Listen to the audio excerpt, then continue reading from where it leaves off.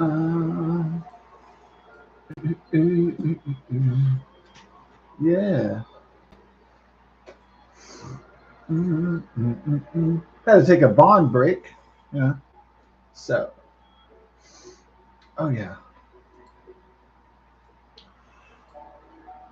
a bond break.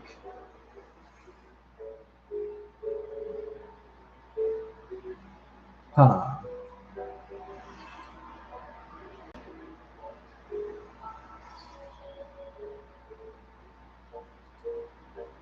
Mm,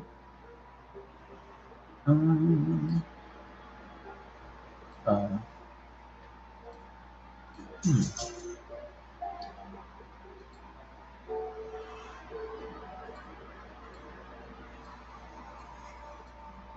Yeah, yeah, yeah, yeah, yeah. Ooh. Mm, ooh, ooh, ooh. Yeah. It kind of looks like, I've never, like, if you've ever seen, like, Ghostbusters, it kind of looks like Link in this, in the Guardian suit. It looks like he has, like, a proton pack. Yeah. I don't know. Maybe you'd have to be a big nerd with that, but, you see, like, the energy pulsating throughout his suit. Well, I mean, you could say it looks like Tron, too, but really, like, in the back, it looks like a proton pack a little bit.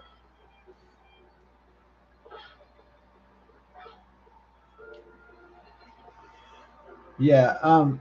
Tears of the Kingdom, I think somebody asked me, do I like Breath of the Wild or Tears of the Kingdom better? Um, I guess Tears of the Kingdom is like the maxed out edition because you can build all those things, and it definitely, in terms of like transportation, it's easier to get around. But it is massive, though. It may be too big. I think this might be the world that's just the right amount of massiveness. And I think Tears of the Kingdom is kind of overwhelming because it has an underworld, it has a overworld, and then it has a sky world, island world, sky island world too. So it's like it almost seems like too much, really, to be honest. So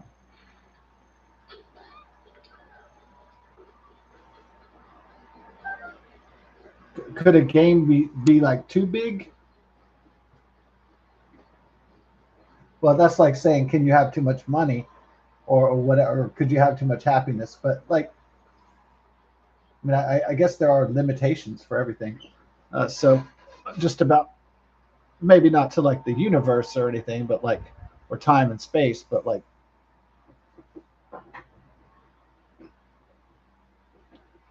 there's no limits to creativity or imagination or innovation, but or technological evolution, etc.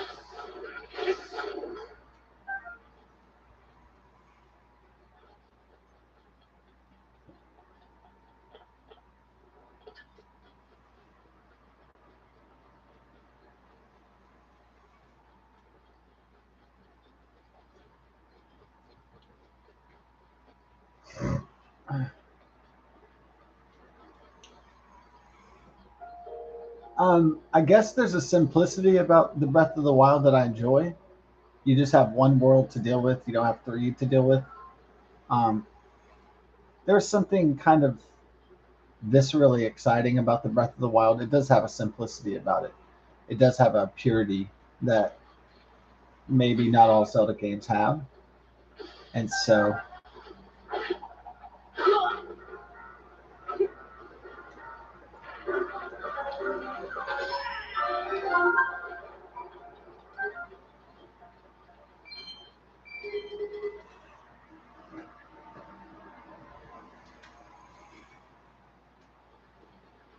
I think basically the Breath of the Wild is like James Cameron's Terminator, and then you know, like and then like Tears of the Kingdom is like the expanded, like fleshing out of all the ideas and the improvements, and that's like Terminator 2 Judgment Day.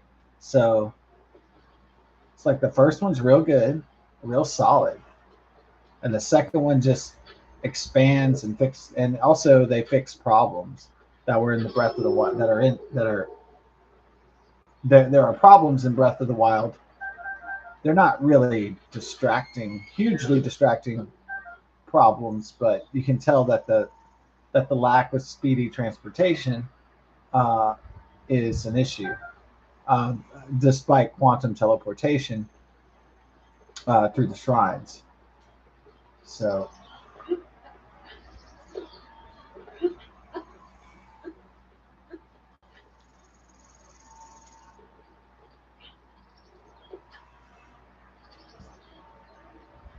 this game is just like Tears of the Kingdom. It's very beautiful. Yeah, it's just gorgeous. The Breath of the Wild. It is definitely a love letter, like most Zelda games, to uh, Shigeru Miyamoto's childhood in Japan, communing with nature. Um, yeah, it is kind of peculiar that you live in a society that says, "Hey, why don't people?" The catchphrase is, "Why don't people go touch grass?" And that might seem like almost like an alien language to those of us who grew up in the 1980s and the 1990s. Go and touch grass. We've been touching grass our whole life. Like we've been going through the woods and the mountains and that shit our whole life. Like, what are you talking about? Yeah. Are there really some kids that grow up just and they just like they never go outside or something? I mean, is there really like just kids out there that just like their whole lives they just watch TV or they just get on the internet and that's it? It's like that seems like crazy to me. Yeah, because I remember pre-internet times. So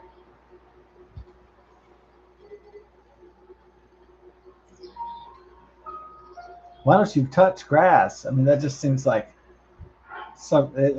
It's like why don't you touch a tree? It's like what? That just sounds like such a ridiculous thing that people have to say that. It's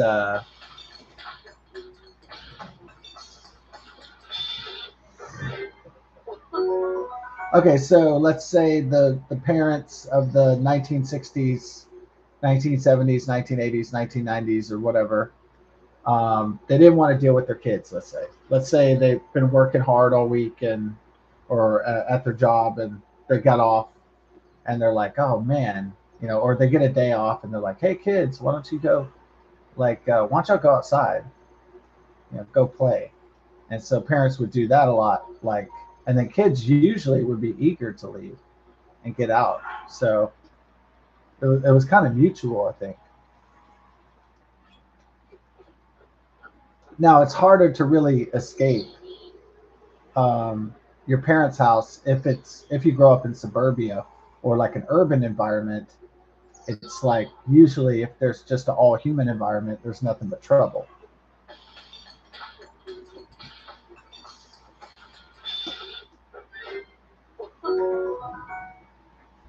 Yeah,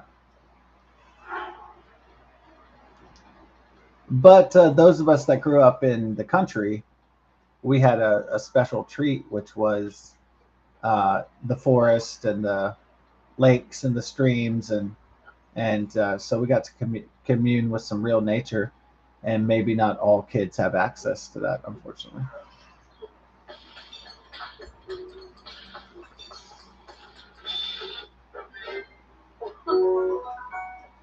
Not all the kids get to grow up in country environments or rural environments.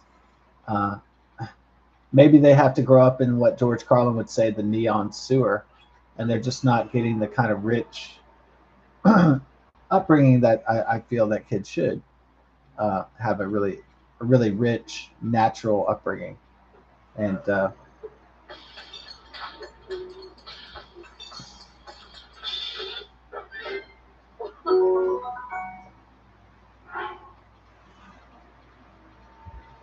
yeah, I'm not saying that everybody should like go to Alaska or go to national wildlife parks and be around bears or hit the Appalachian Trail or some shit. But it might be cool once in a while if kids still went on, joined the Boy Scouts or something, and see what the rugged natural lifestyle is like, and enjoy that. 99 herbs. Well, 98 now.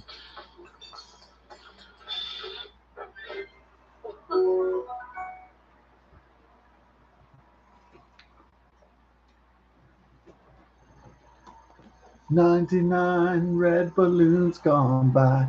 Love balloons gone by. But Nina, yeah.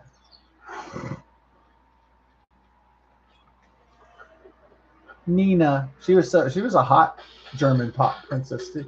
She was cute.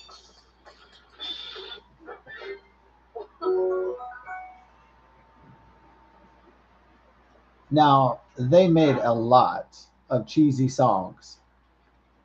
pop songs in the 1980s. I mean, a shitload. But my God, Nina, 99 Luft Balloons Gone By has got to be one of the most beautiful pop princess cheesy songs. Well, I can't say it's the top, but it's up there. Uh, one of my favorites was Debbie Gibson. Not only because I thought she was hot, but like one of the hottest pop princesses, uh, Debbie Gibson. She had "Only in My Dreams." That's like one of the greatest sounding songs, but like it's so fucking real cheesy though.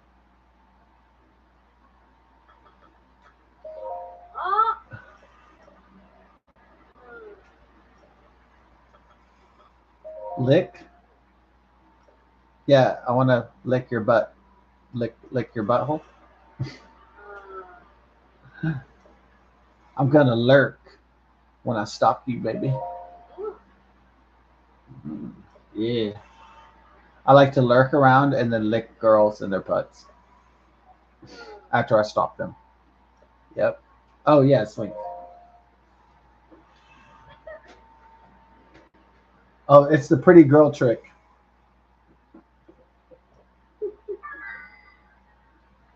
Ah, the pretty girl trick. The most savage trick. Oh, are you gonna teleport again? What? Oh, hey,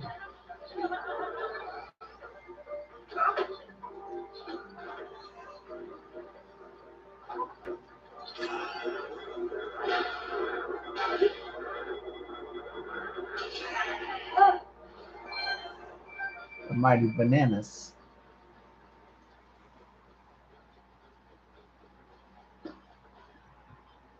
Yeah, that would be weird. Like most of the time, as a guy, you got to do like courtship with women. Like it can't be like Reggie Hammond from 48 Hours. Hey, let's go fuck. Like normally, a girl would just like slap you in the face.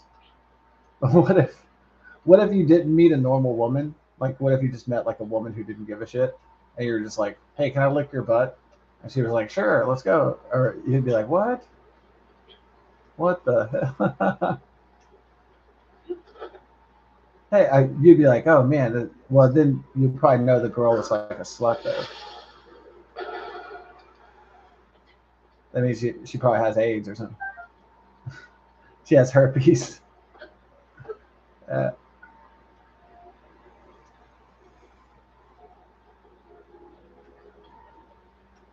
yeah, girls that just say yes to anything, they're probably yeah doing the whole town. Hell yeah,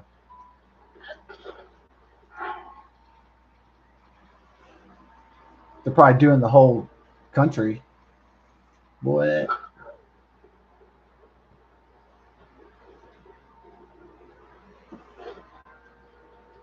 but is that like better for incels? Like if there's women out there that are just like they don't give a shit. They're just like, yeah, sure, whatever. I'm not doing anything anyway. Like, yeah, I guess that's better for incels. Like, if there's guys who are like ladeless, then it's like they find the women that are just like, whatever, I don't care. And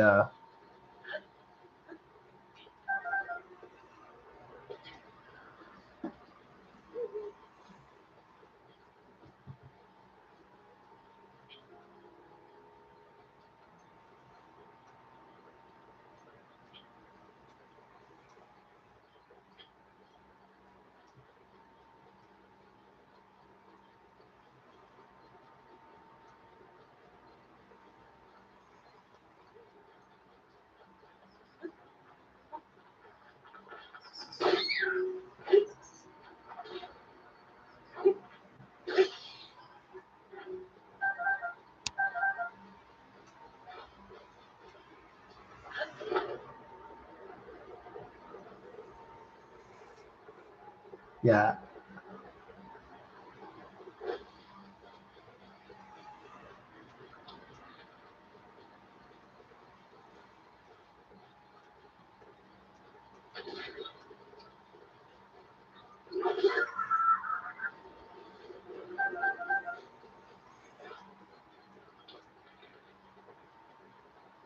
Uh,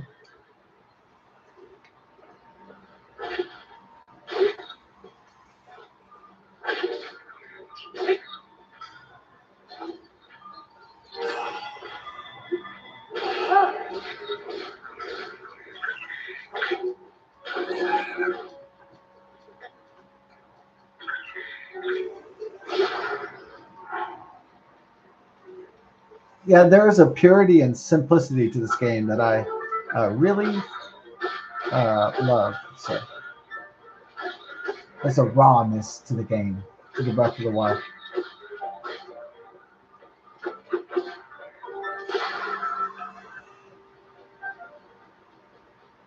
Get it, wow, wow, get it, wickedy, wow, wow. Mm, get my horse down, get on my horse down, get my herb, give me my bird. Yo, yo, yo, getting my bird, getting my herb, getting my swerve.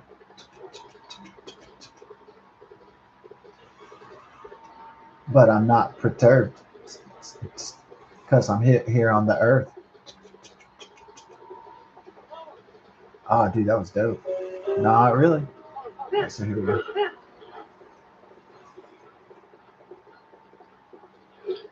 Ooh.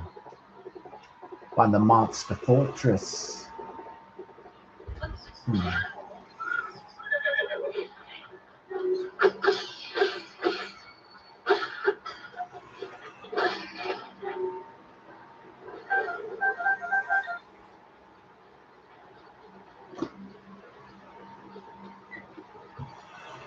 I can see the monsters on the lookout. Ooh, should I fly? Gotta change my route. Um, here we go, Dom. All right, so here's what's the plan. You know what the plan is, Dom. Everybody's sleeping, but I'm gonna be creeping, creeping, cause I'm gonna be creeping.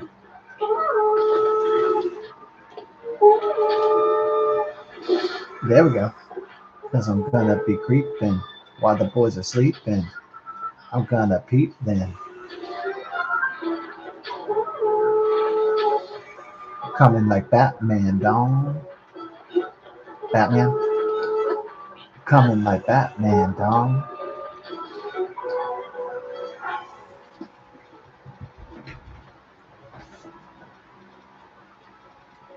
Ooh.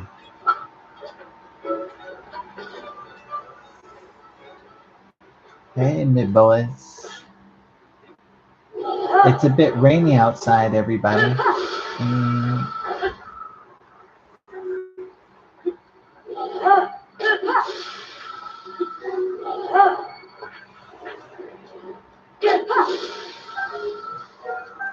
mm, mm, mm, mm. Give me the sword, Dom. That shit royal.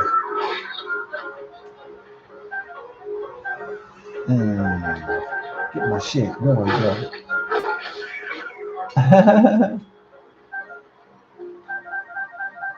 What would I do with the $1 billion? I would holla with the $1 billion. I would holla. You know that I collar. Be a shot collar.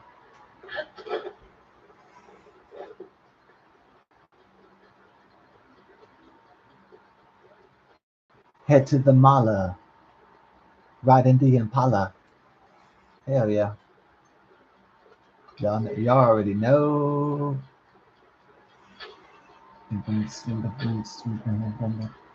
What I would do is I'd ride in the Impala, and my bass system would be like boom boom boom boom boom boom boom boom boom boom boom boom boom boom. bing, bing, bing, boom, boom, bum, bum, boom, boom, bum, boom, bum, boom. And then people would be like, "Oh shit, Wheeler's coming."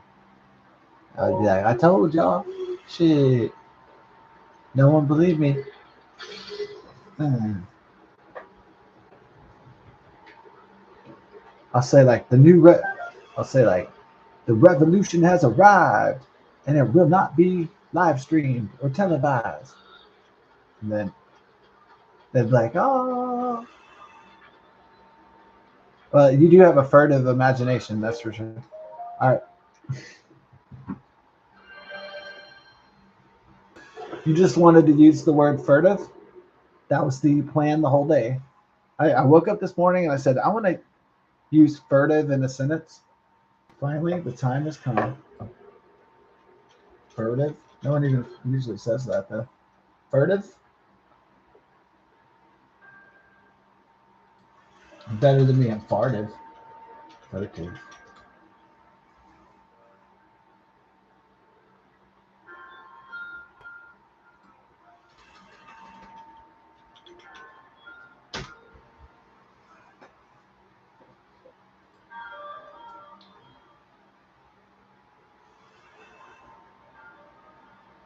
Uh, uh, yeah. Oh, okay.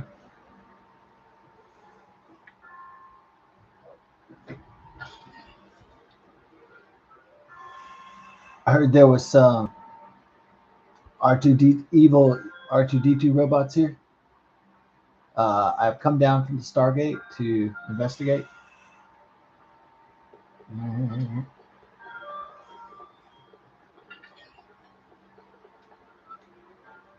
I would love it if, like, one time in the epic reveal that it was Darth Maul.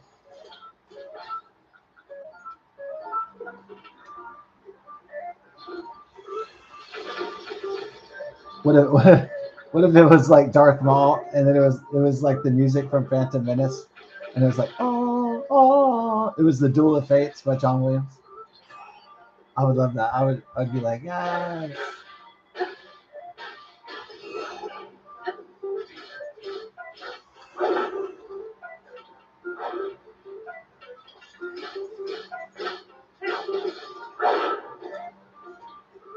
Kind of a butthole.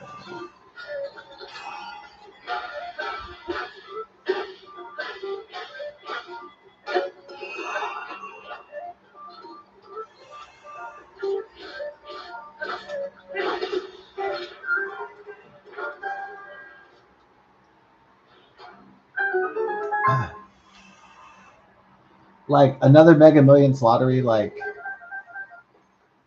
uh, my my parents gave me like $20 or something. This was like in the days when it was like $2, and then they were like, "Pick your best numbers. We're all gonna pick our numbers and like spend all this money on Mega Millions." And only when it hit like a billion or something, and they were like,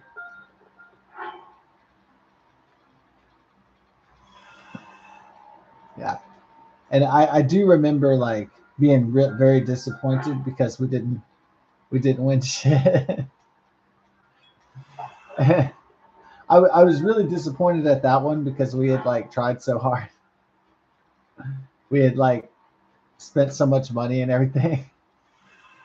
It was such a bummer. Like, if you just have one ticket and you lose, you're just like, well, shit didn't work out, and you move on. But it's like you kind of remember if you wasted too much money, and like it wasn't really even that money. It wasn't even like $50 or $100. I don't think, all told. But still, I was like,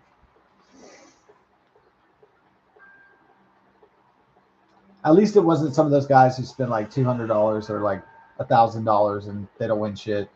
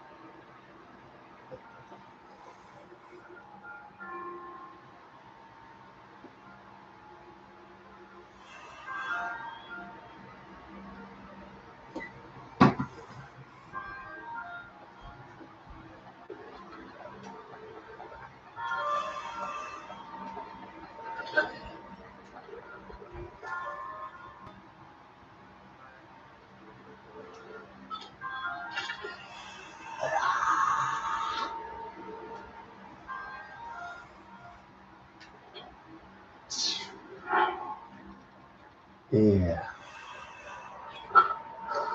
Full guardianship.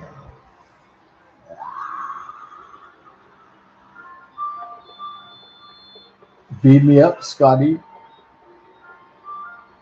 Yeah. So do you, yeah, there's this kind of thing. I've noticed this pattern, like the guy who attacked the NFL building or tried to, like, yeah, I think, I guess some guys who don't make it into the NFL, they develop a complex about it. Like at first they're all dedicated, they're working their butts off to get into the NFL, the National Football League, and they're working their butts off. You know, they're going through the middle school football, high school football. Maybe they get, you know, recruited for college football, and then they're going through the college football, and then um, you know, somehow maybe they have an injury, something doesn't work out, they don't make the team, you know, they can't cut it or whatever, and then the guy's like, okay, now what am I gonna do? I'm 27 years old. You know what I mean? Like, it's almost like that's like the, like 27, 28, like going towards almost 30, like that seems like the wall for like the professional athletes. Like you really don't have a wall for like a writer, you know what I mean, or like a YouTuber, or like you don't really have a wall for like a painter or an actor, really, you know, really. So like, but an athlete definitely has an age wall, without a doubt, no question. So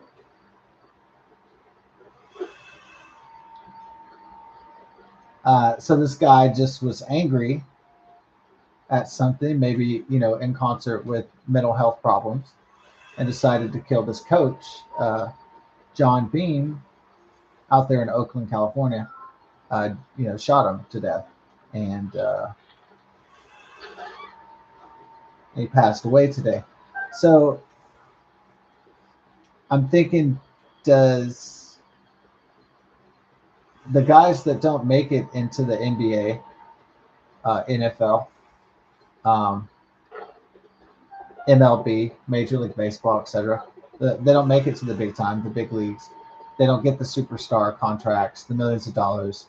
They don't get the houses and the bitches and the good life, and all that. They don't get the fast cars, and they don't get the, you know, all the accolades of that come with playing professional sports.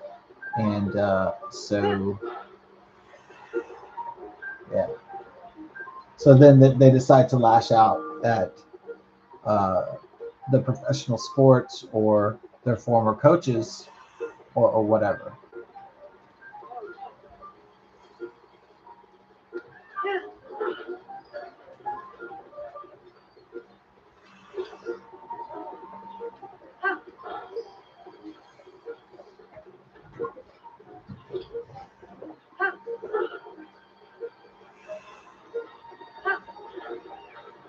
I think the key difference is that, like, you know, that Uncle Rico story, I could have made state, you know, from Napoleon Dynamite. That's very true. Like, if you don't succeed in life, man, you have regrets if you do not succeed at whatever it is that you want to do. Failure is not fun. It is awful, and so it's awful on a lot of. on multiple levels.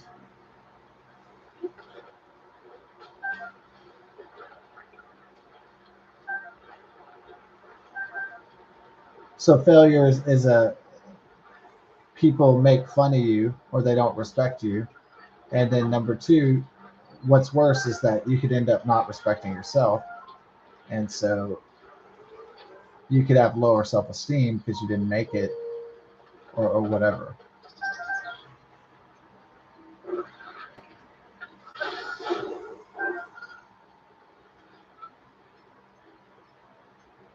Um, but it seems like the Uncle Ricos of the past. It seems like the Clark Griswolds and the guys like that. It seemed like the people that hurt their knee in the past and they didn't make it into the Major League Baseball. They were just able to move on with their lives a lot of times, and they just found something else to do. And they did not necessarily think that their lives were over and that they did not decide to lash out because they failed or they didn't make the cut on the team or whatever it was. So I think that's a weakness of character that the old Uncle Ricos,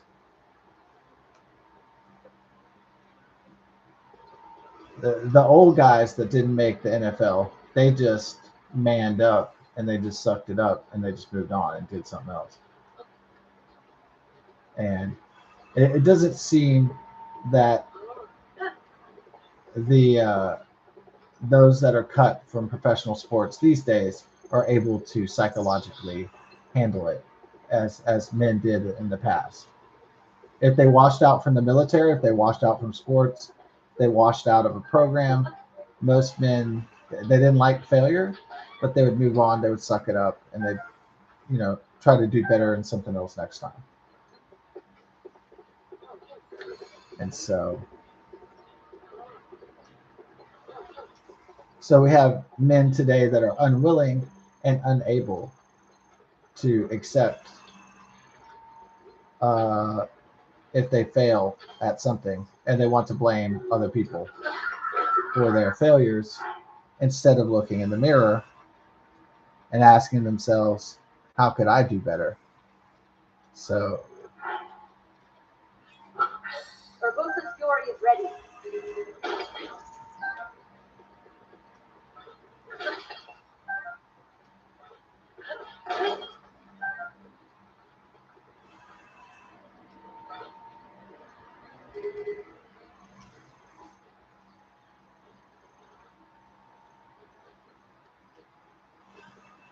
should we do an aerial attack or should we ride in horseback?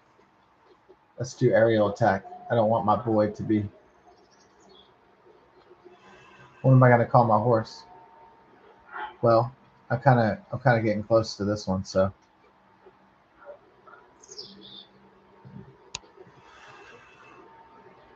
I'll call him Teddy. I'll call him Teddy Graham. Oh my! So I looked up Teddy Grahams, and they came out in 1988 when I was a kid. There you go, Teddy Graham. There you go, Teddy.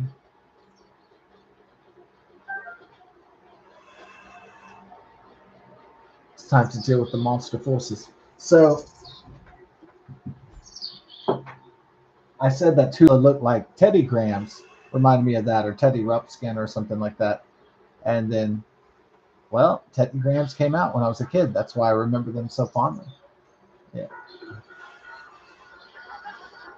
Of course, they had Lunchables. I don't know when they came out, but I remember having them in school at some point, I think.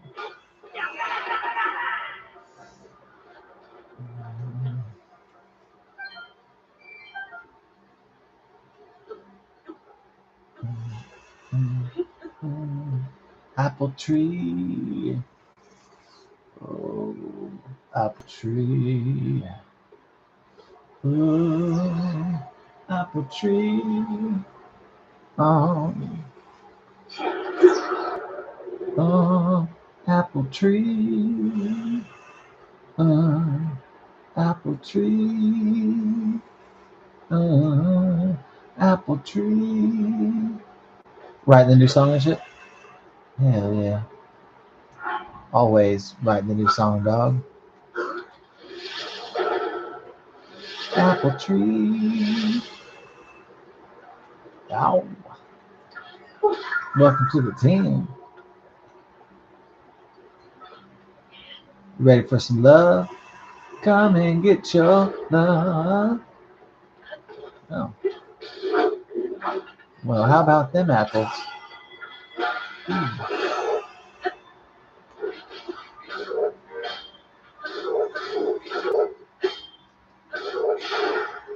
I thought Jesus was the only guy who could walk on water. Huh. Oh man, was I wrong?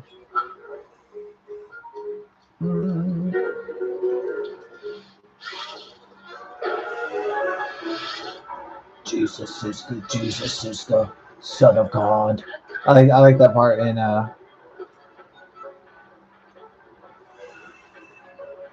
was that ministry or something? Or was that Jesus is the Son of God?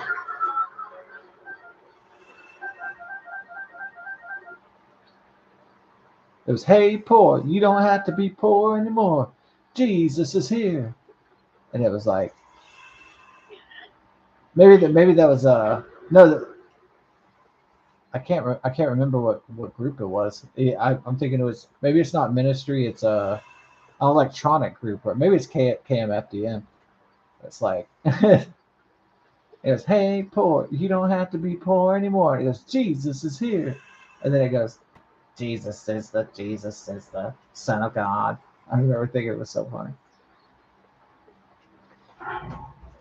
Hey, it's either front 242 or it's it's front 242. Okay. Hey, poor. I thought it was KMFDM. I'm sorry, it's front 242. I knew I was in the ballpark, but wasn't quite there. All right.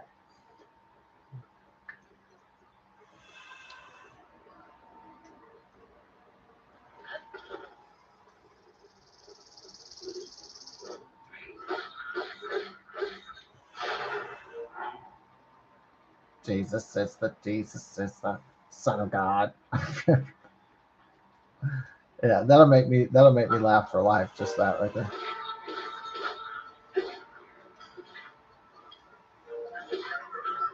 Yeah, there's like so many electronica and techno songs that talk about God and Jesus that it's like,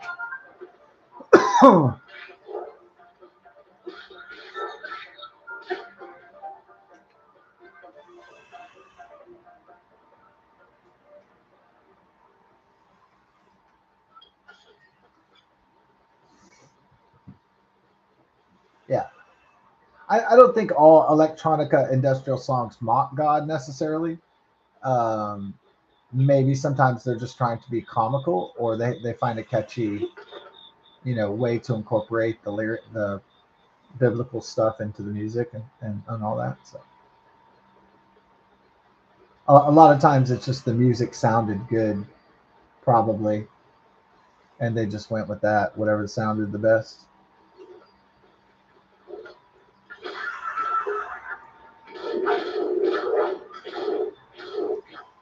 I really don't think, unless there's atheists or Satanists, that people sit around thinking like, "Hey, let's make music that blasphemes God" or something like that. So I don't think that's a normal thing necessarily.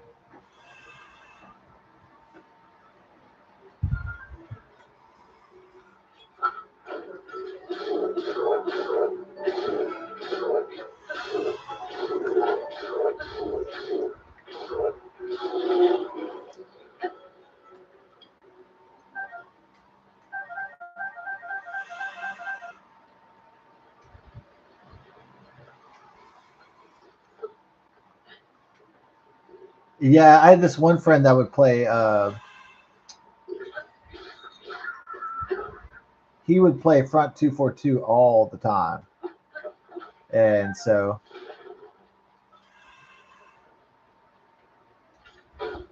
I haven't, constantly listened to industrial and techno electronica music since I was like in my since I was like a teenager.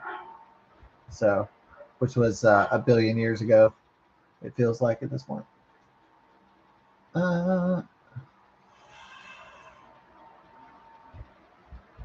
Get to the point. Let's roll another joint. Turn the radio loud. Too alone to be proud. You don't know how it feels. You don't know how it feels to be me. Yeah, I think, man,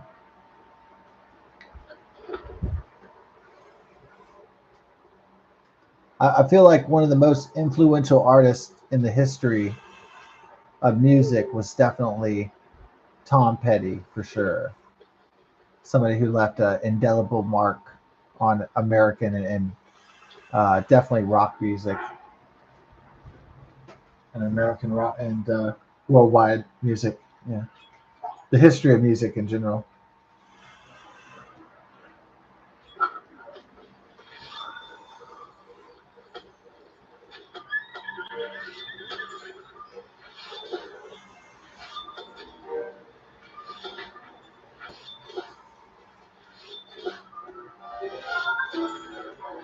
Shit.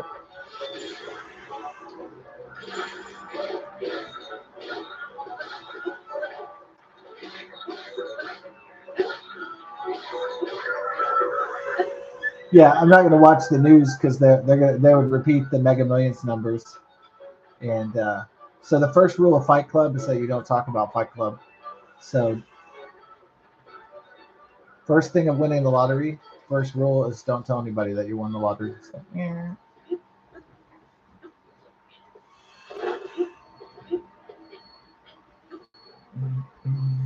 Your volley scale is now ready.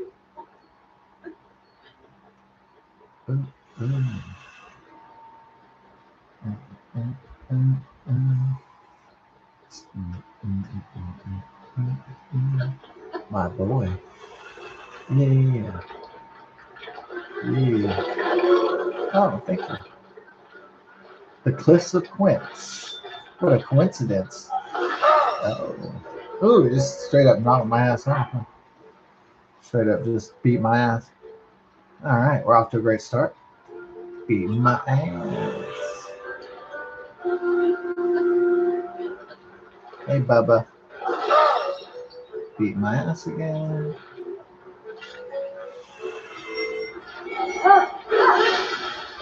Oh, it just takes one of those to kill him? Oh, wow.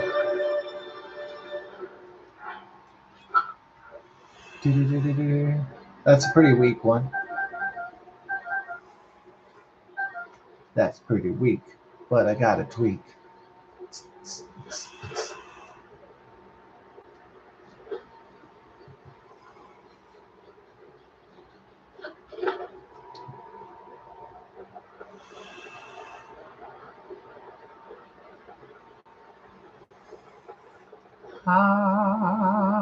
Mind if I drop into your place? Ooh. All right, so we got the bed right here down.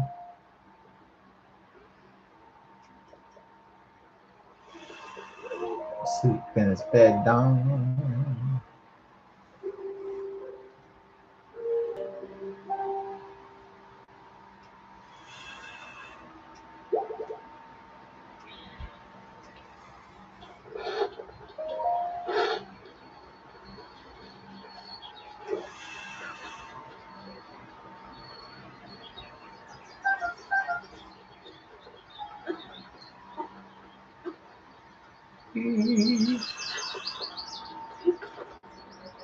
Nice pot. Ooh. Yeah, yeah, it's gonna warm up. It's like kind of becoming summer again. I hope that this wouldn't happen because we have a serious drought in Texas, and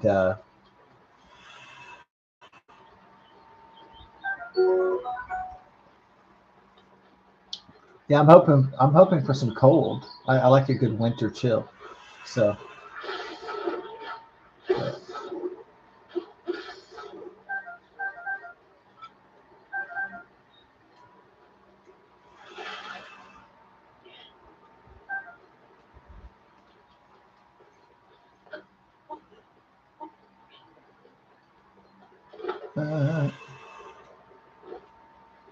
Well, at least after the Epstein files are released, nobody can say, release the Epstein files.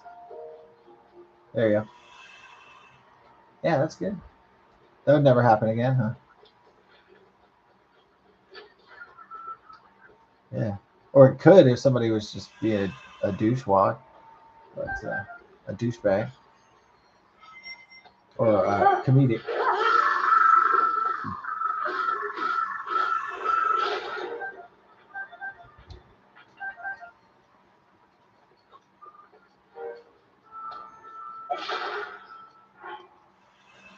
No escape for you.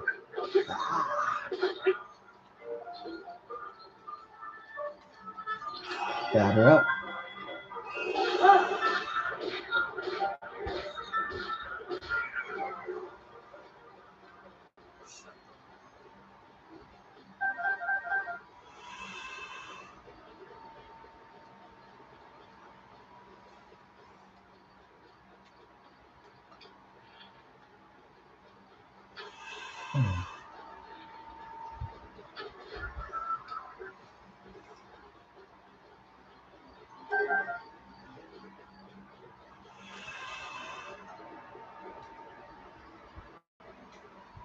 Hanging in the bush. Hanging in the bush. In the shrubs.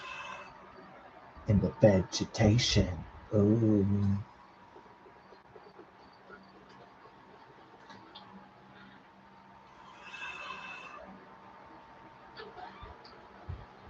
Never hang out in the bush again unless it's a woman with her pants off.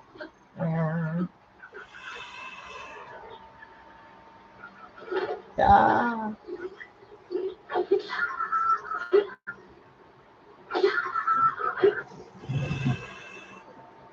Yeah, because what would happen is like if you turn on the news, they would say, and the Mega Millions numbers are, and then so then you would know right then if you lost or not, and then so there would be like no suspense. It would just be like, ah, well that sucked.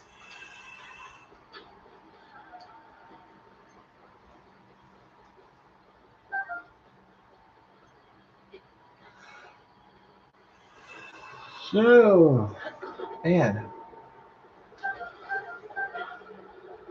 yeah, my yawns. Oh, yeah. I guess that's the danger of being a little tired and playing this game is that like, yeah, it is kind of like it can be just very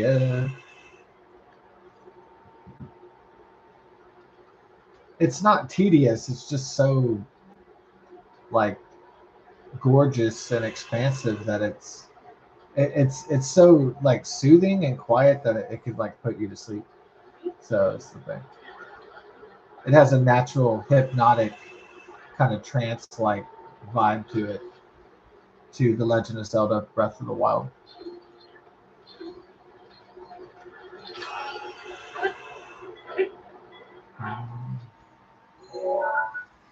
Destroyed Ganon.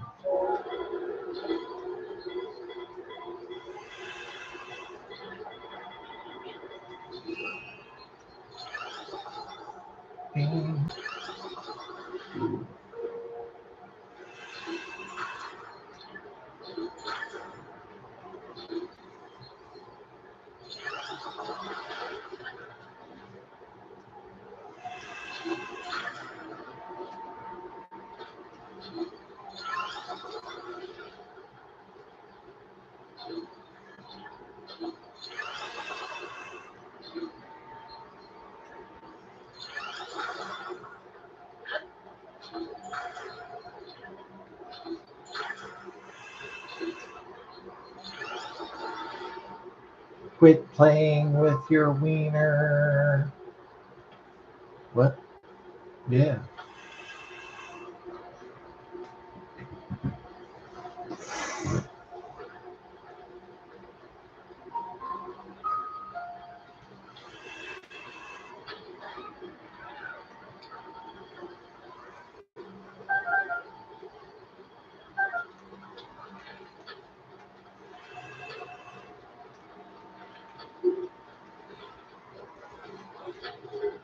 Shit.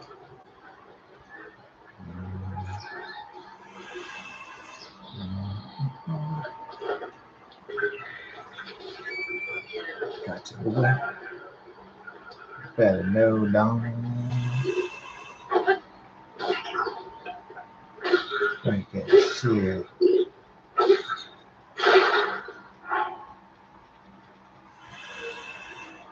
Starting to mess with the boys in the hood now.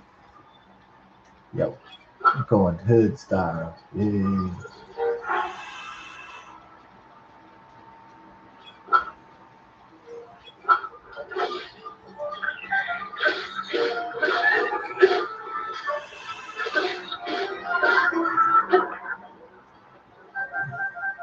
Kick your butt down.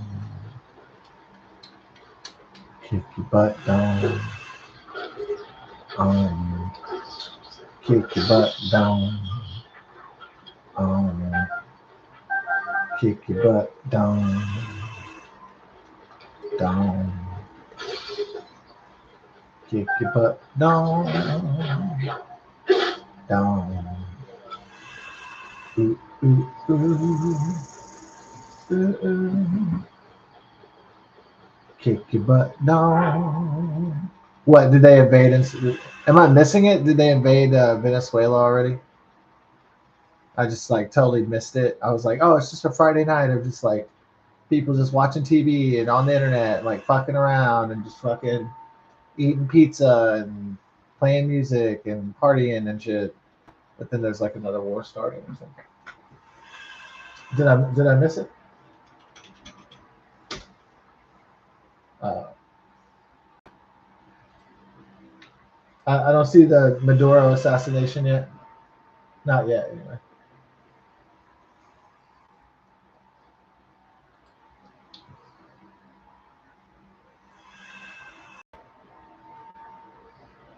Uh, uh, ew. Uh, uh. Marjorie Taylor Greene. Yeah, I was just joking about like country fed pussy and all that stuff. That's just like that's from a movie I saw like a long time ago. Yeah.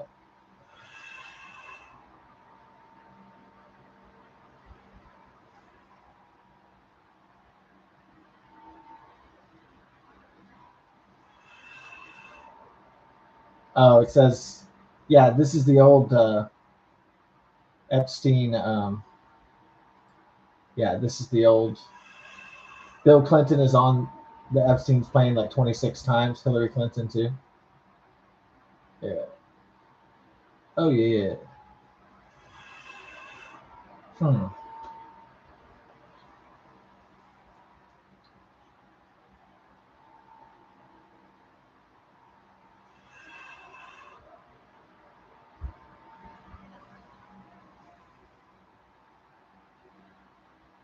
Yeah.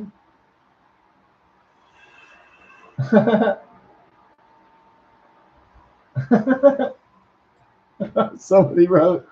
Somebody's meme is so funny. It's like 2015 we got him, and it says 2016 we got him, and it shows like them being like crossed out. 2017 we got him. 2018 we got him. It goes all the way up to like it goes. Yeah, that was a pretty funny meme.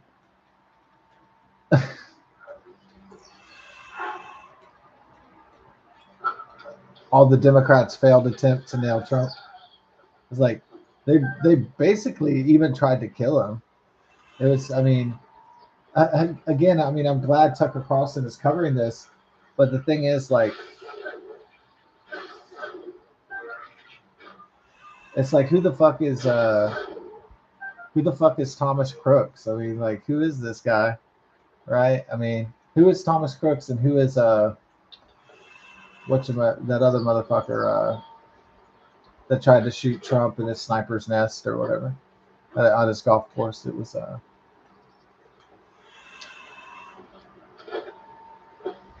oh, his name was Ruth or some shit.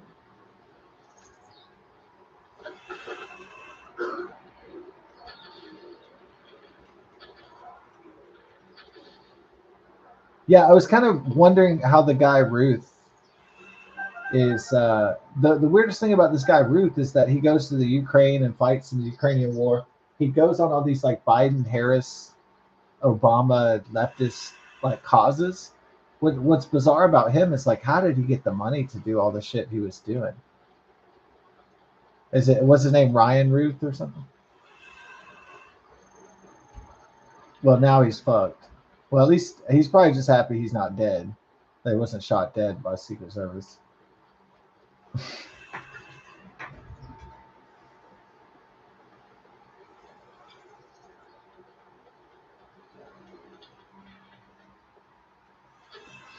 So I guess the Biden-Harris administration, after they couldn't kill Trump on July 13th, 2024, in Butler, Pennsylvania, I guess they ordered the Secret Service to kill Thomas Crooks because he knew too much. So if you notice, like right after he was killed, like pretty much immediately. Yeah, those would be some interesting Tucker Carlson deep dive videos. Like, who the hell, who is Thomas Crooks? That's brilliant. I can't wait to watch it. And I hope he does a follow up video. Who is Ryan Ruth? Who are these people? Really, it is interesting. I think that yeah, the public definitely needs to know who these people are, and what part did the Democrat Party play in getting these people, you know, the funds and the resources they needed to carry out their attempted assassinations. So that would be all really good information.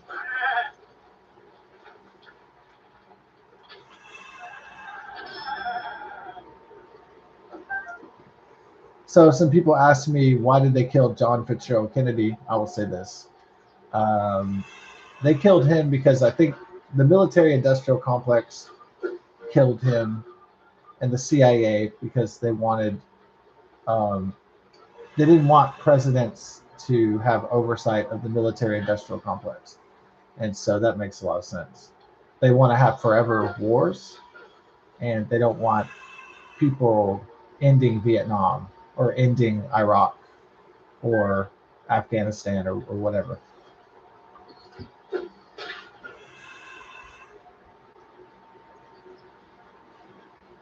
So, why does the military industrial complex want forever wars? Well, I mean, they obviously profit. So, selling weapons and equipment in these wars. So, that's why. It's just purely a profit move.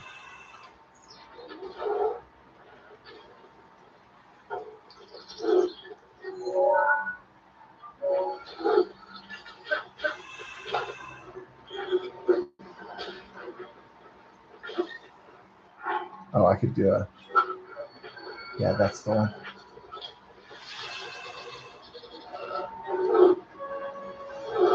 Um, you're not a happy bear.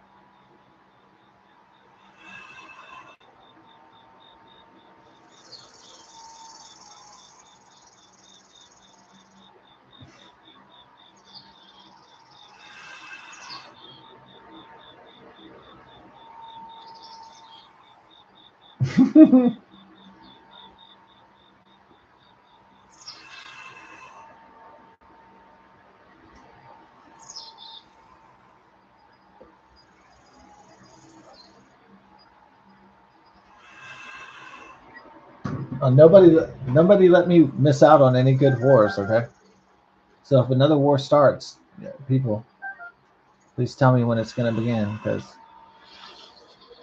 I can't wait to hear about the warfare. No, that'd be great when I wake up one day and it's like Nicholas Maduro regime taken out. I'll be like, yes, hallelujah, God bless America. No, I'll say like America, fucking. Oh, yeah, without a doubt, that'll be the day. Bear's angry. Ooh.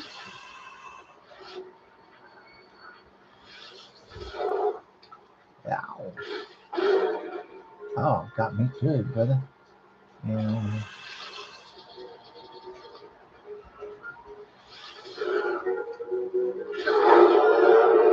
there we go. Killed another bear. I'm the bear slayer, baby. No, like, man, those guys can run really fast and they're really powerful. The mama bears. Yeah, they. Even if I had a lot of weapons, I'd still be scared shitless anyway. Even if I was like had bear spray and if I had fucking guns and tasers and knives and all that swords, still be fucking scared. Ooh, baby, I love grenades every day. My boy. Ooh, baby, I love grenade every day.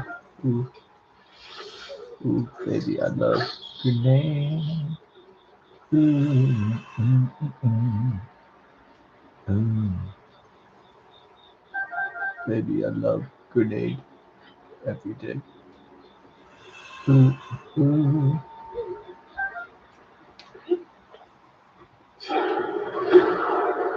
Meow.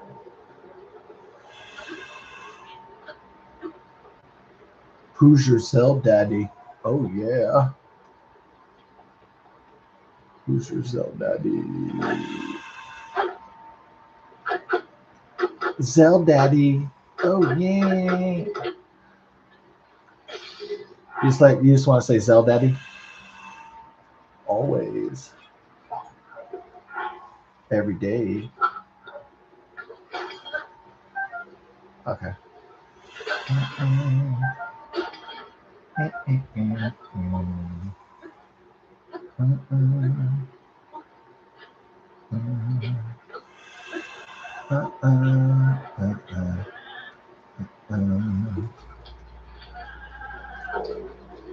Bang. I knew it. Bang. Yeah, I try not to laugh at my 92-year-old neighbor because I know he had 2 strokes. So, but he can't talk. He thinks of the words, but he can't say the right word. So he's like, so he'll be trying to talk to me and he'll say like, I went to the store, but he's like, I went to the stove. Just shit like that all the time. And I can't help but start like smirking and laughing because it's like the wrong word. But I'm not trying to be cool or anything. I just can't. Like, if somebody's like speaking the wrong words for stuff, I'm just like, I'm gonna start. I'm just gonna start fucking laughing.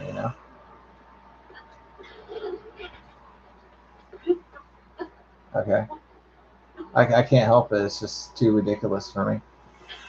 So he'll be talking to me, trying to say something, and then he'll say the wrong word when he's thinking of the correct word because he can't help it. So he's like, I can't find the right weirds, and I know he means words, but when he said weirds, I was like, start laughing. I don't belly laugh, but sometimes I can't like stop like trying to stop myself from laughing. I just can't fucking. I can't handle it. But I just told him straight up today, like if I start laughing or something, like I'm sorry. It's like when you say the words that are like supposed to be there, like this, I can't I can't stop laughing, dude. So please, I know he can't help it, but it's like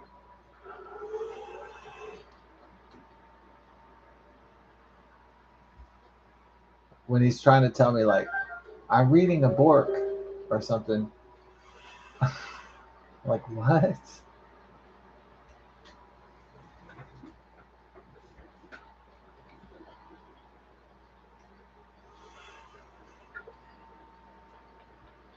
I'm telling you guys, I'm trying not to laugh when we're doing video chats, but like when we're on Zoom.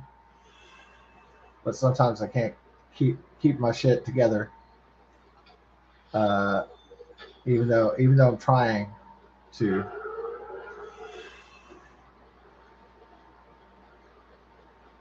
There's some shit that's just so funny is really the problem.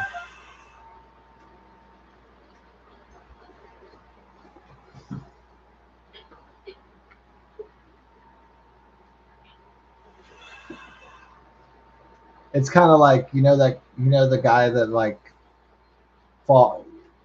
You know how they used to have that commercial in the '90s where it was like, "Help! I've fallen and I can't get up," and it's like the senior citizen, they're laying on the floor and they're like, "Ah," but everybody was laughing, right? Because it was like, "Help! I've fallen and I can't get up," and people weren't really the makers of the commercial.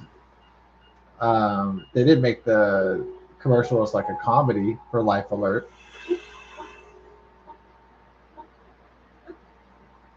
but everybody who was younger thought it was like comedic, stuff that's not funny that people are laughing at, like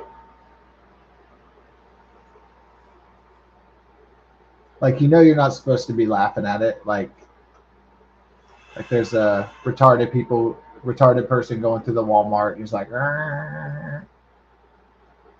People know they're not supposed to be laughing at that shit, but people will though, you know. So I try not to laugh at physical stuff, especially like I try not to laugh at like if someone can't help it, you know.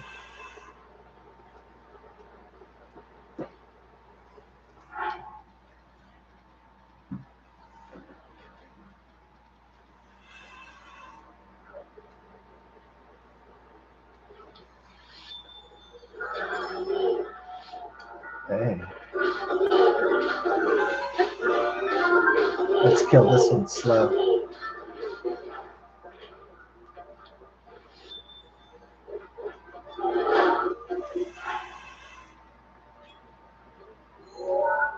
Okay, sorry, no stasis. Ooh, that's gonna hurt me. Baby.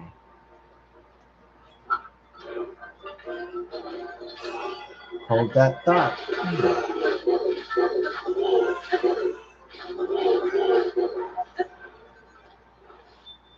Today is the day for blood. Hmm.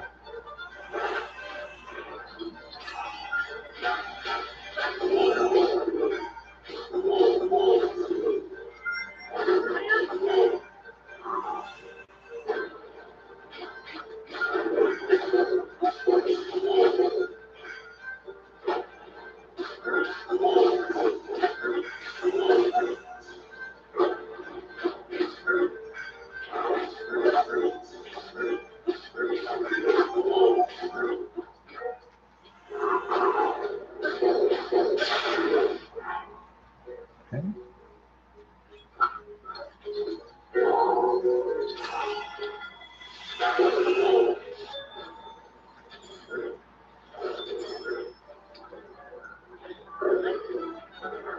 Ching.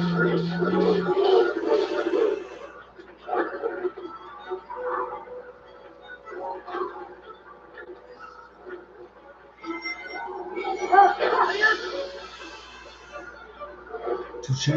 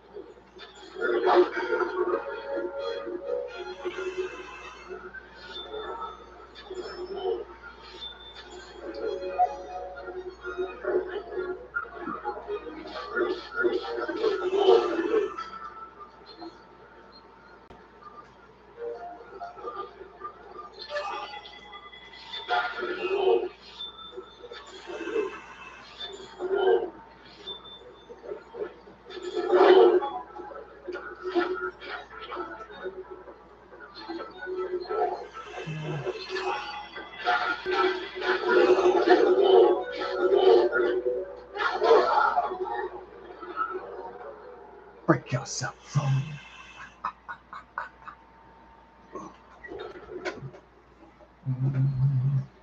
Got a star fragments. Oh yes.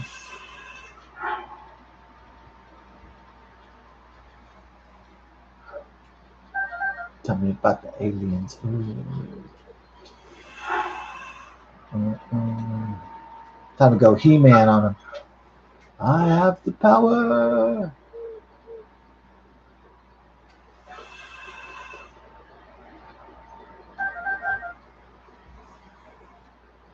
Gonna take him to the He-Man. Gonna take him to the He-Man.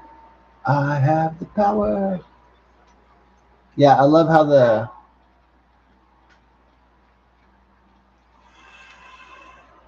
I won't watch the Super Bowl, uh, and definitely not the halftime show with Butt Buddy. It's just not my style. And so, I don't watch anything called Butt Buddy, and then number two, I don't make anything. I don't watch anything that's not in English. So that's two strikes against it. So, no Bad Bunny or Butt Buddy, no gay shit, and number two,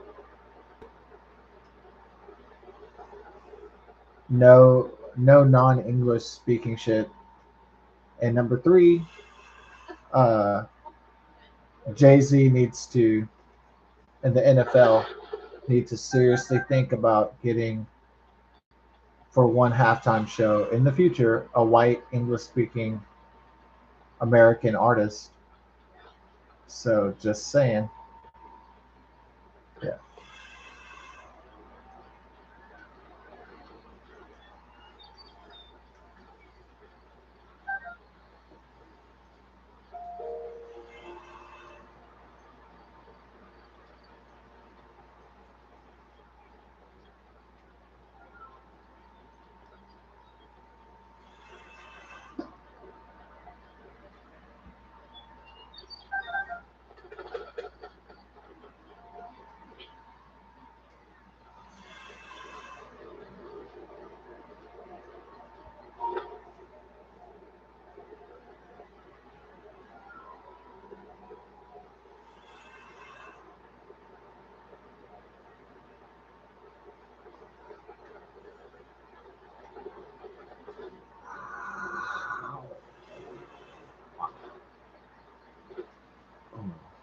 My boy. How about landing with my boy? My boy. The secret of my boy. Yes. My boy. Indeed. Where we at even right now? We're in the Hickory Woods, baby. In the Hickory Woods, in the Hickory Hood, fool.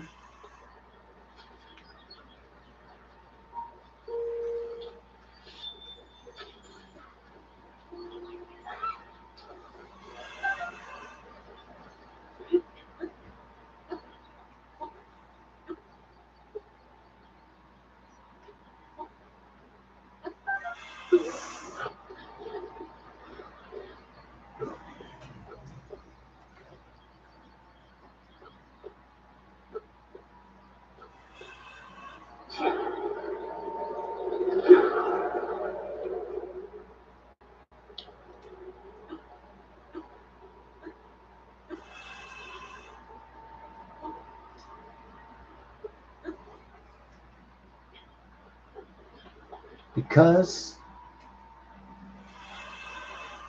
when one believes in something, they become powerful. Because ideas are powerful.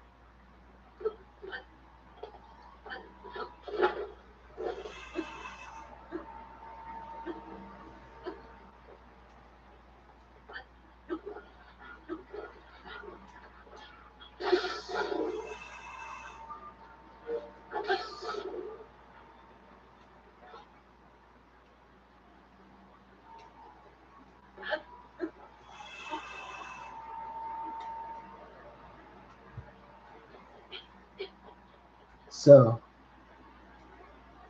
not trying to be simplistic, but let's just break it down, just as a thought experiment at least.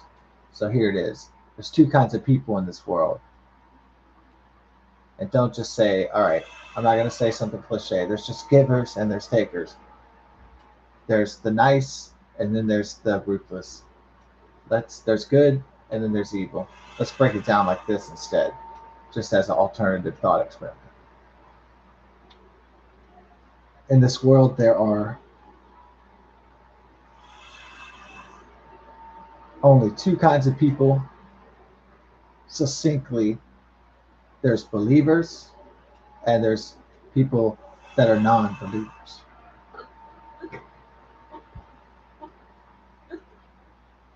And the non-believers always say it's impossible, it cannot be done, and they say negative things. You can't do that, you can't do this. And they try to control you with negativity.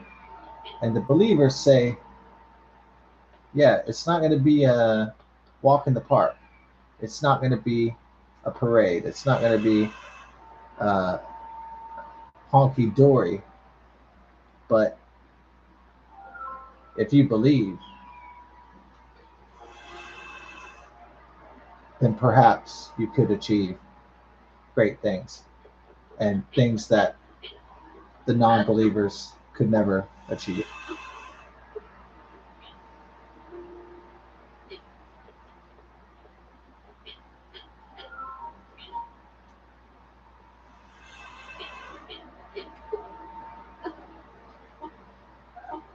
And one day you could take Tiger Mountain by strategy.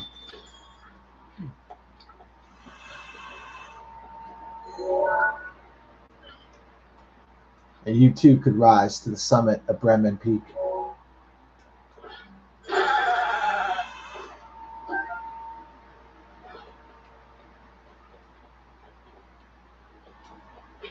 Yeah.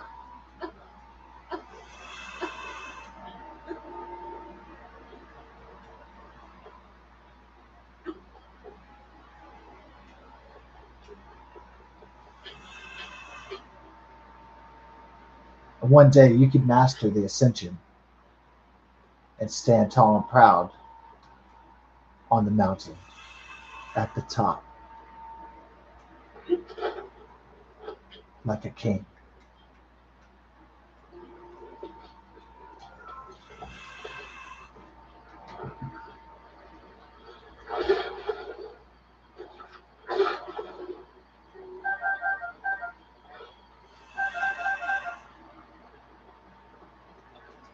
But as Dr. Jordan Peterson often says, you can't be a king without a kingdom.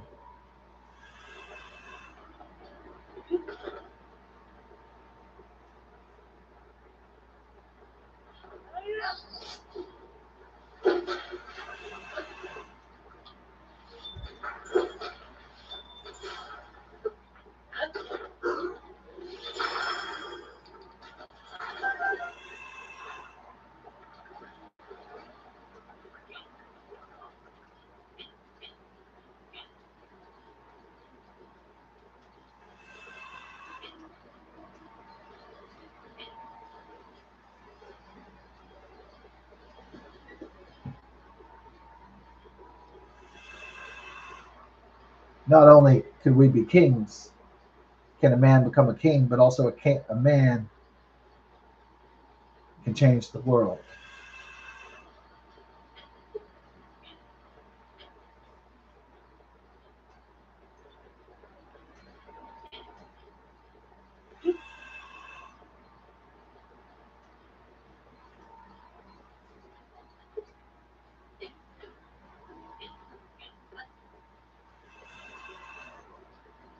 Because a man can be determined and focused in his purpose to be victorious.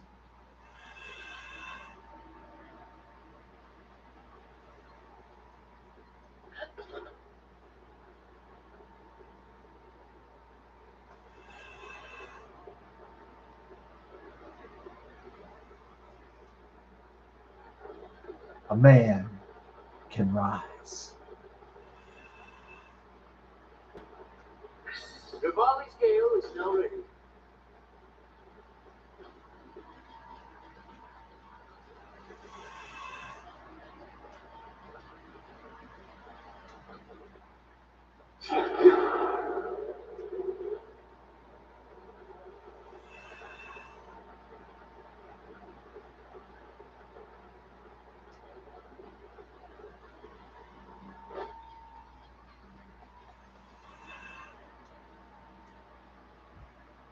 So, ladies and gentlemen, pick your peak and ascend.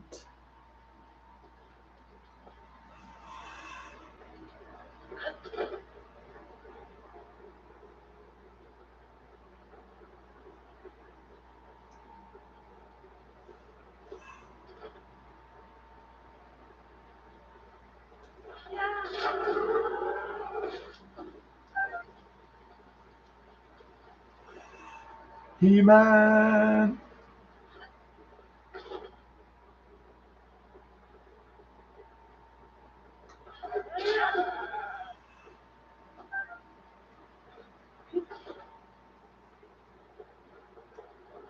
Watch that you don't yell He-Man too loud. People think you're fucking crazy or something.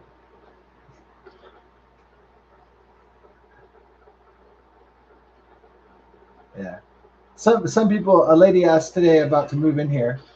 It was kind of strange that we met because, well, I mean, I don't know what it is. I guess the elders, they're not good with the digital technology, and so they're kind of old school. Like they're kind of living back in the day where people used maps and just kind of, like when elderly people are driving around, like elderly women, and they're looking for places, they're looking for addresses. They're kind of like, "Hey, I'm lost."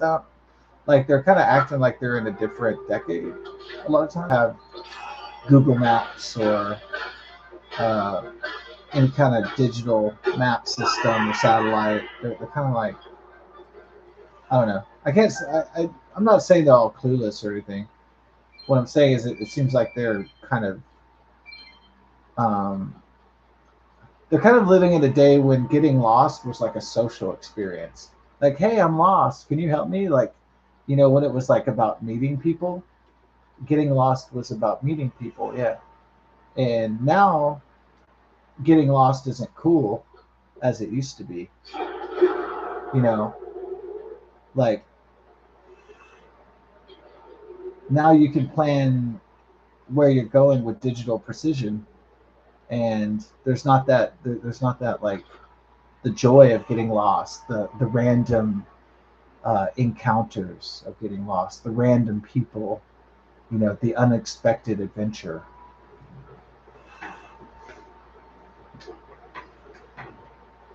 And so the woman starts asking me about these. She goes, "Are they called townhomes or condos?" And I was like, "Well, if some guys have houses and they want to put this place down, they'll call it townhomes.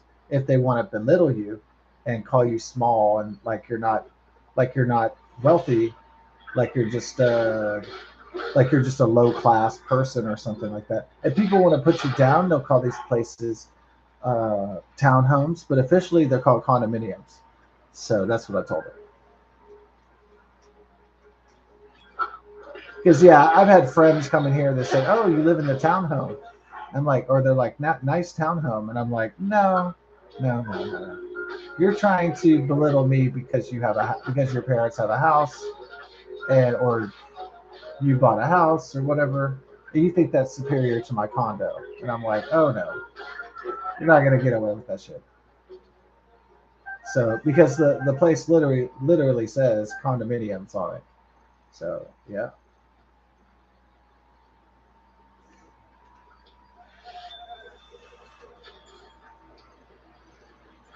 It's like if you went to somebody's like high end loft and you're like, "Oh, nice apartment." They're gonna be like, "Oh no, it's not an apartment, it's a loft. It's not just an apartment."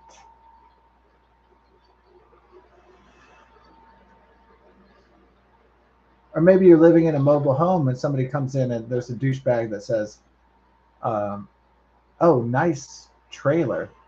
And you're like, "Well, it's not a trailer, it's a mobile home."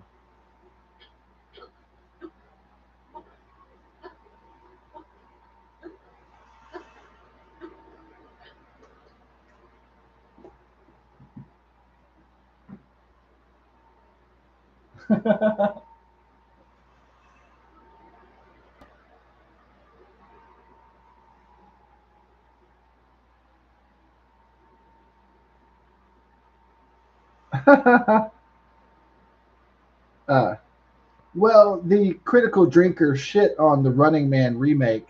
I love Glenn Powell. I think he's great. I like that, like the cocky, confident, handsome dude. That's like kind of doesn't take himself too seriously.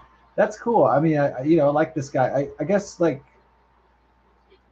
um, maybe most guys they find other guys as competitors, and they treat other men as competitors for money, pussy, power, control, all that stuff. But yeah, so men are just natural competitors.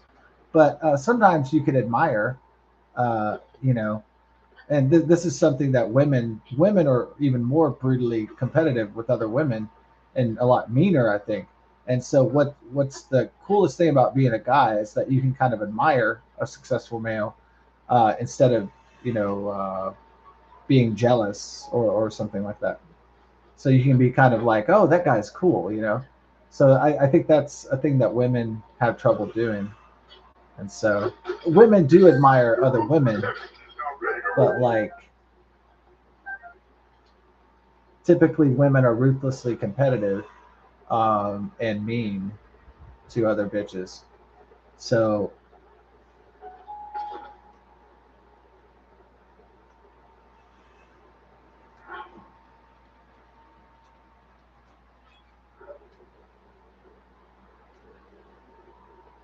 that's one of the great things about being a guy or a gentleman is that you can have gentlemanly competition, and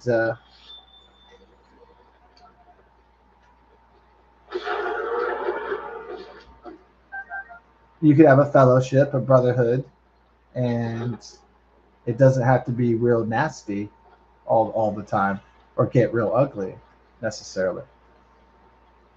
So I think Glenn Powell is cool.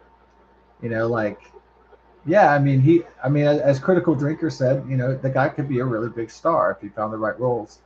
I like his idea of getting together with Leonardo DiCaprio and making Captain Planet. So I kind of like that idea that he's Captain Planet. I think that'd be hilarious. And then I guess Leonardo DiCaprio can be Captain Punani. Captain Punani. Yeah, doesn't he likes girls that are no older than 25, right? So he can be Captain Punani. Captain Punani. My favorite superhero from a cartoon show. Captain Punani. Yeah, so someone did not agree with me when I said, when I heard they were going to do a remake of The Running Man, I said, me and my friend had already seen Arnold Schwarzenegger and, uh, you know, Jesse the Body Ventura. Um, I mean, we had basically seen this masterpiece with Mick Fleetwood and all these, is it Mary Elizabeth Conchita or something? I forgot all the different, but they have a lot of. Does it have Jim Brown, like a former NFL star? I mean, it's just absolutely bonkers. It's absolutely badass. Um, yeah, it has Richard Dawson as Damon Killian, Arnold Schwarzenegger. Yeah, Maria Conchita Alonso, Mick Fleetwood, Jim Brown, Jesse Ventura. I mean, this thing is amazing. Dweezil Zappa. I almost forgot that he was in that. Dweezil Zappa. I mean, this thing is like, yeah. I've actually seen Dweezil Zappa live at Zappa Play Zappa. That was great. That was such a great night. But anyhow, uh,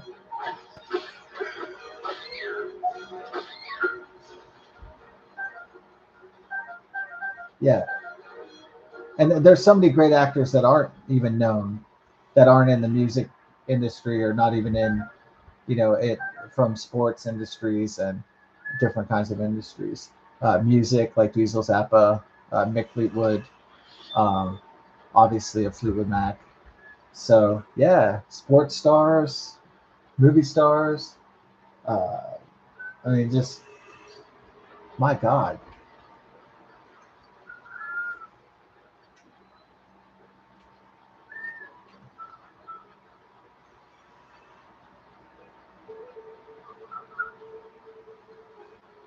Yeah, I never thought a remake of The Running Man, Stephen King's novel, was going to be good.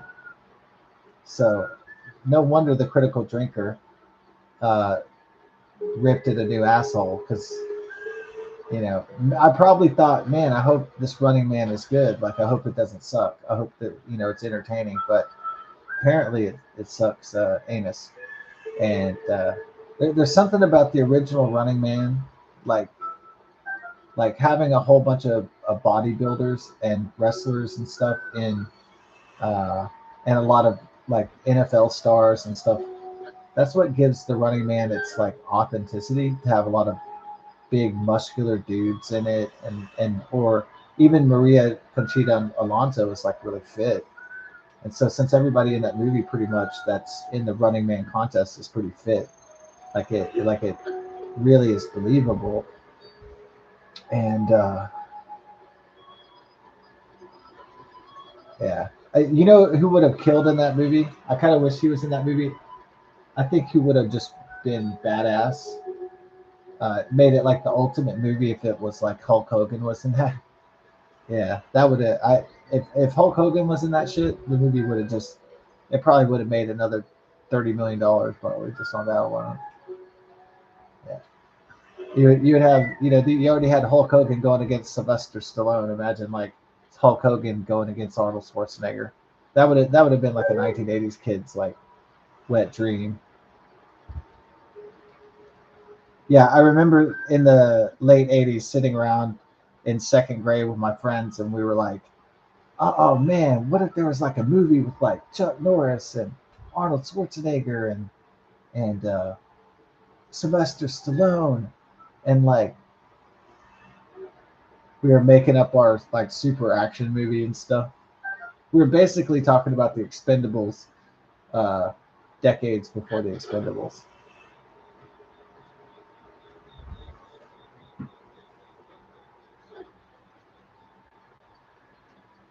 Yeah, I still remember that second grade table conversation. All the kids in second grade with their lunch kits out, and oh, dude, wouldn't that be cool if there was like Bruce Willis and Arnold Schwarzenegger and Sylvester Stallone in the same movie, all fighting and with Chuck Norris and fucking yeah.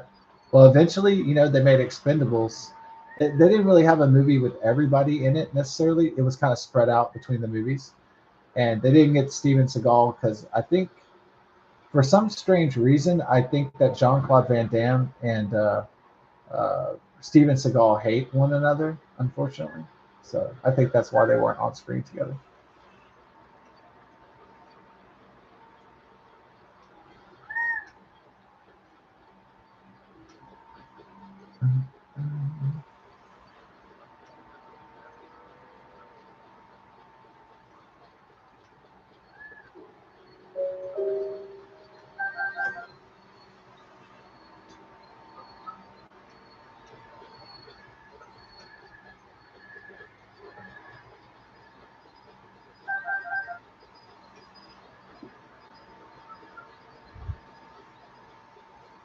Yeah, do I think I was do I think our table was unique?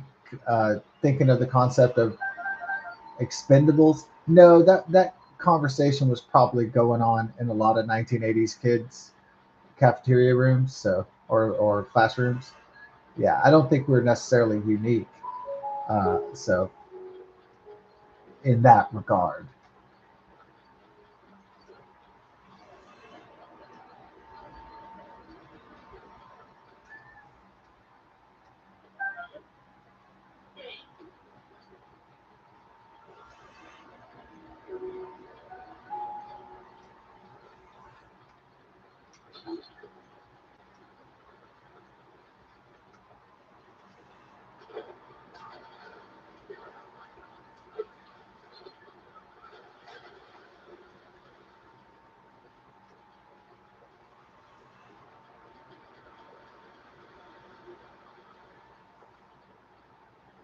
Yeah, I think the issue is that like a lot of the media from the 1980s is very colorful, and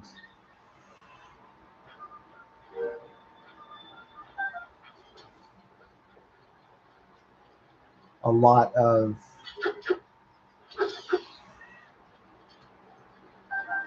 a lot of filmmakers now aren't making as much colorful pictures anymore. They're making like uh, they're making, you know, like the color motif of now is kind of like depressing and like abysmal.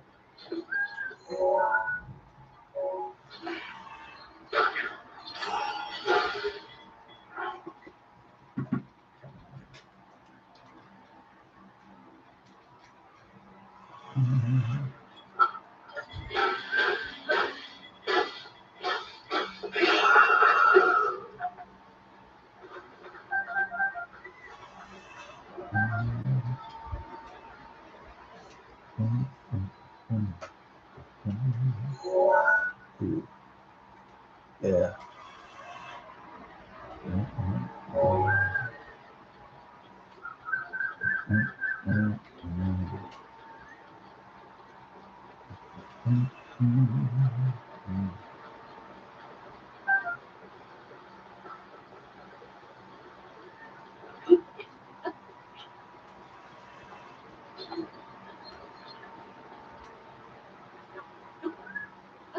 I didn't really want the Running Man remake to 2025 to be uh, a piece of shit, but if you've seen, I think that actually Running Man 1987 was underrated.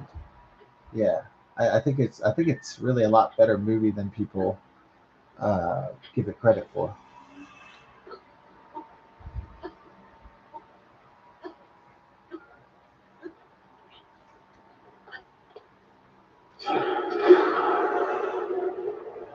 Yeah, I think the Running Man was probably in the shadow of the Predator, which was like this super astounding uh, Arnold Schwarzenegger film,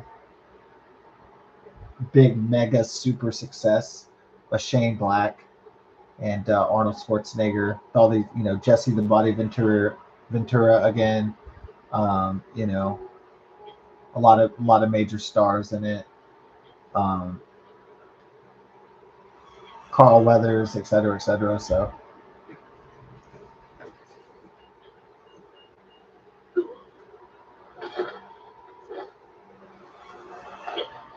ah, fell on my butt.